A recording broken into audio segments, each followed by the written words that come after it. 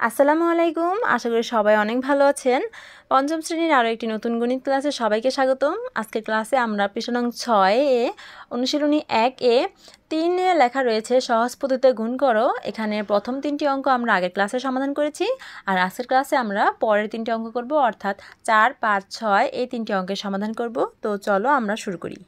4 নংয়ের সংখ্যা দুটি হচ্ছে ৯৯০০ গুণ আরেকটা সংখ্যা হচ্ছে 400। তো এই দুটি সংখ্যাকে গুণ করতে হবে। আচ্ছা, ৯৯০০ পরে কত সংখ্যা আসে বলো তো? ৯৯০০ এরপরে কিন্তু ১০,০০০ পাই আমরা। কিভাবে পাই?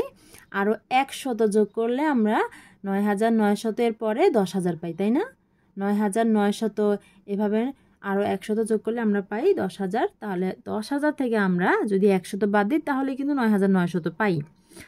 তাহলে আমরা ১০,০০০ লিখব কিভাবে? একক, দশক, শতক, হাজার, অযুত। একক, দশক, শতক, হাজার, অযুত। অযুতের ঘরে 1 দিলেই কিন্তু ১০,০০০ হয়, তাই না? এই যে আমরা তো সেটা জানি।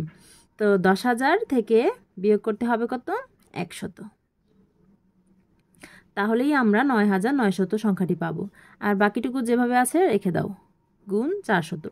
এবার ১০,০০০কে একবার 400 দিয়ে গুণ করো, 100কে একবার 400 দিয়ে গুণ করো।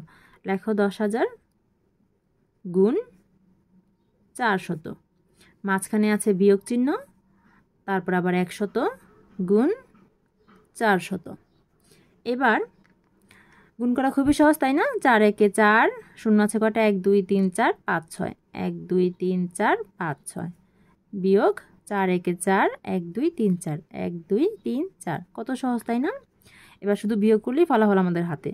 0 থেকে 0 বাদ দিতে হবে, থাকবে 0। 0 থেকে 0 বাদ দিতে হবে, থাকবে 0। 0 থেকে এই 0 বাদ দিলে থাকে 0। 0 থেকে 0 বাদ দিলে থাকে 0। 0 থেকে 4 বাদ দিতে হবে, কিন্তু 0 তো ছোট, 4 বাদ দেওয়া যায় না। 0কে আগে বড় বানাতে হবে, আগের ঘর থেকে 1 নিয়ে 0কে বড় বানালে হবে কত? 10। 10 থেকে 4 বাদ দিলে থাকে 6। এবার এই 0 থেকে 1 নিয়েছি, কিন্তু 0 থেকে তো 1 নেওয়া যায় না, তাহলে আগে 0কে বড় বানাতে হবে, আগের ঘর থেকে 1 নিয়ে 0কে বড় বানালে হবে 10। সেই 10 থেকে আমি আগে 1 নিয়েছি এই 0কে বড় বানানোর জন্য, তাহলে 10 থেকে সেই 1টা বাদ যাবে। 10 থেকে 1 বাদ গেলে কত থাকে? 9। আর এখানে এই যে 4 থেকে কিন্তু আগে 1 নিয়েছি আমি এই 0কে বড় বানানোর জন্য, তাহলে 4 থেকে সে 1 বাদ যাবে। 4 থেকে 1 বাদ গেলে থাকে কত? 3। এই যে 4 নং হয়ে গেছে। এবার 5 নংয়ে কী কী সংখ্যা আছে? 101 গুণ 23। তো আমাদের 101 আমরা কিভাবে পাই বলো তো? 100 এর সাথে 1 যোগ করলেই তো আমরা 100 পাই, 101 পাই, তাই না?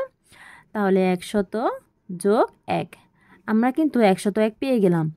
আর একইভাবে এমন দুটি সংখ্যা পেলাম যেখানে শুধুমাত্র 0 আছে আর 1 আছে। এখানেও কিন্তু আমরা এমনভাবে সংখ্যাটা বের করেছি যেখানে শুধুমাত্র 0 আছে আর 1 আছে, তাই না?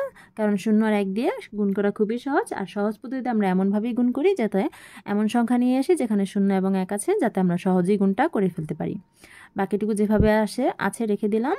এবার 100কে একবার গুণ করো 23 দিয়ে, তারপরে মাঝখানে যোগ যেভাবে আছে রেখে দাও। 1কে একবার গুণ করো 23 দিয়ে। 23 একে 23, সাথে আছে 2টা 0, মাঝখানে যোগ 23 একে 23, যোগ করলেই ফলাফল হাতে। 0 3 যোগ করলে 3, 2 0 যোগ করলে 2, 3 আর 2 শেষ। কত সহজ, তাই না? এটা খুব সহজ ছিল। আচ্ছা, এরপর 6 নং। 6 নংয়ের যে সংখ্যা দুটি আমরা প্রথমে দেখিনি। প্রথম সংখ্যাটা হচ্ছে 110 আর দ্বিতীয় সংখ্যাটা হচ্ছে 290। তো এই দুটি সংখ্যাকে আমাদের কি করতে হবে? সহজ পদ্ধতিতে গুণ করতে হবে। আচ্ছা, 110 তোমরা বলো তো আমরা কিভাবে 110 পাই? 100 এর সাথে 10 যোগ করলেই তো আমরা 110 পাই, তাই না? 100 যোগ 10 এভাবে লিখলে আমাদের কি হয়? আমরা এমন দুটি সংখ্যা পাই যেখানে শুধুমাত্র 1 আছে আর 0 আছে, তাই না? 1 আছে, 0 আছে। 1 আর 0 দিয়ে গুণ করা খুবই সহজ, আমরা করে ফেলবো। তো প্রথমে 100কে গুণ করব 290 দিয়ে, মাঝখানের যোগ যেভাবে আছে রেখে দাও। 10কে একবার গুণ করব 290 দিয়ে। এবার এটা কত? 29। 29 1 দিয়ে গুণ করো। 29 1 29, সাথে আছে 1 2 3টা 0, 1 2 3টা 0, যোগ 29 1 29, সাথে আছে 1 2টা 0। গুণ করা কত সহজ, তাই না? 0 0 0 0 লিখে দাও যোগ করে। 9 0 যোগ করলে 9, 2 9 যোগ করলে 11, 11 1 হাতে থাকে 1, 2 আর হাতের 1 যোগ করলে 3। দেখেছো কত সহজ? আমরা কিন্তু করে ফেলেছি। 4 5 6 এই 3টি অঙ্কের সমাধান আমরা করে ফেলেছি। তোমরা এগুলো প্র্যাকটিস করবে, আর সামনের অঙ্কগুলো একই রকম, সেগুলো ট্রাই করবে। আশা করি বুঝতে পেরেছো এবং এগুলো করতে সফল হবে। দেখা হবে পরের ক্লাসে। ততক্ষণ পর্যন্ত সকলেই ভালো থেকো, সুস্থ থেকো আর আমাদের সাথেই থেকো। আল্লাহ হাফেজ।